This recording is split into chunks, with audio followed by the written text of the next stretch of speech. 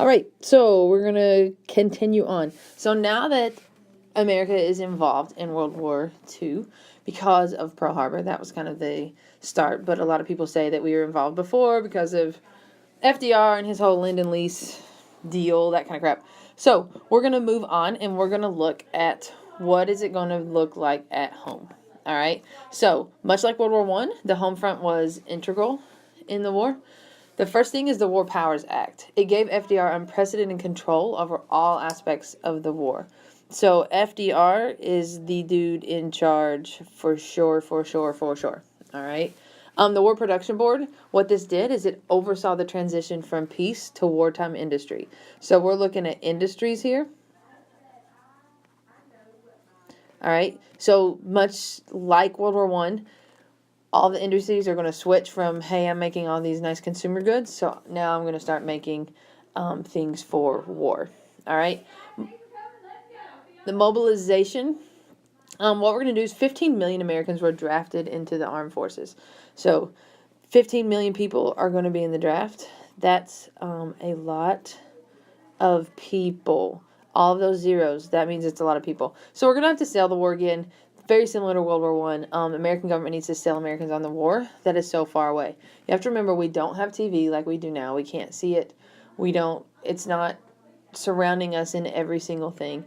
So they're going to use posters and pamphlets like the ones that you see right here.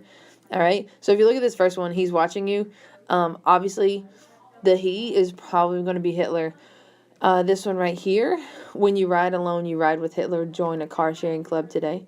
We can do it. That's where we get Rosie the Riveter from. All right. And then, are you doing all you can? Obviously, that's supposed to be Uncle Sam, because you should see the stars right there. And then the pitch in and help. We've seen them as far as like agriculture, those kind of things. We've seen all those things before.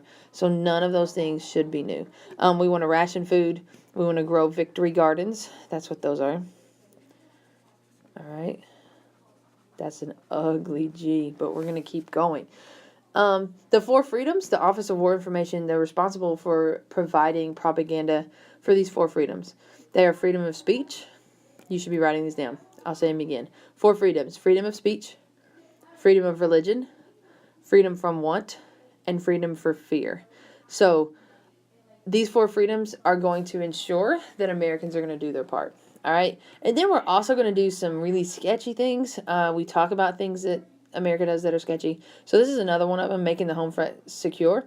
What they do is they're going to attack Japanese Americans. Obviously, they're going to attack Japanese Americans because we were attacked by Japan. And so most of these people are living predominantly in the western coastal states. So what they do is Executive Order 9002. So Japanese Americans were interned in relocation camps for the war. Even though over 2/3 of them were born in the U.S., they were forced to sell everything and move to camps in California, Arizona, Utah, Colorado, and Wyoming. I have some issues with that. You should have some issues with that because it seems they're not concentration camps, but they are internment camps, relocation camps. Here's some pictures. We're also going to talk about African American experience in the war, right? It says good enough to die, but not good enough to pitch. African Americans are fighting in the war, and they go through this double V victory campaign, right? So victory abroad is the first V, and victory at home. So they want to beat and win World War II, but they also want to beat and win the war against racism at home. So the double V victory campaign becomes huge for African Americans because people start to protest for it. People start to push for this win at home against racism. Also, here's some more posters. He wants you, obviously this is going after fear. Kind of looks like Uncle Sam, drawn like Hitler, got the Nazi sign, got the Japanese flag behind it, buy war bonds. Food is a weapon, don't waste it. Scissors beat paper. World War II, that's like my favorite one.